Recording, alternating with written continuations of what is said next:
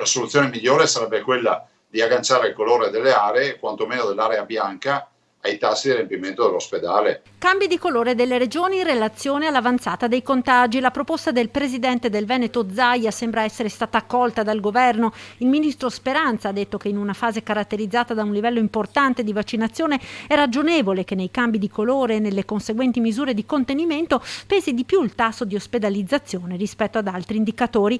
A fronte dell'impennata di contagi trascinati dalla variante Delta, ciò consentirebbe di evitare che diverse regioni, tra le quali anche il Veneto, lasciano a breve la fascia bianca per tornare a nuove restrizioni.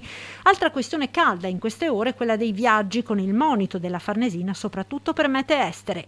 Proprio in questi minuti, non ore, si sta discutendo anche della possibilità probabile che si chieda ad esempio il tampone, la quarantena ad alcuni cittadini italiani che sono in alcuni paesi problematici. Uno di questi è la Spagna.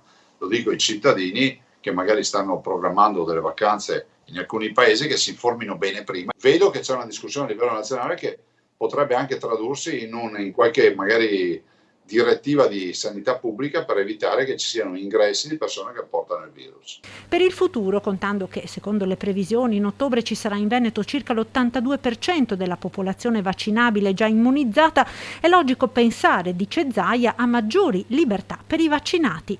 Non mi permetto di entrare nelle libertà personali, però dico che una persona che si è vaccinata giustamente avrà titolo. Le faccio un esempio: perché dobbiamo far fare la quarantena a un vaccinato con 2 dosi con la green card? Con il green pass. Faremo in modo che faccia il tampone di verifica se ha avuto un contatto stretto, che sia un familiare che si è infettato, ma dopodiché chi ha le 2 dosi, questa è la mia idea, ha avuto le 2 dosi di vaccino, non deve fare la quarantena. E da oggi il governatore, dopo l'incontro con i direttori generali delle ULSS, annuncia un cambio di strategia sui tamponi. Finire con la pesca a strascico e andare a cercarsi i positivi, perché ormai i positivi ce li abbiamo, a differenza di 15 giorni fa quando dovevamo cercarli perché non ce n'erano. E quindi ci concentriamo molto di più sul contact tracing, cioè vuol dire quando troviamo uno dei 425 positivi di oggi, si va a costruire la sua catena dei contatti per capire se si è infettato o ha infettato qualcuno dei suoi conoscenti.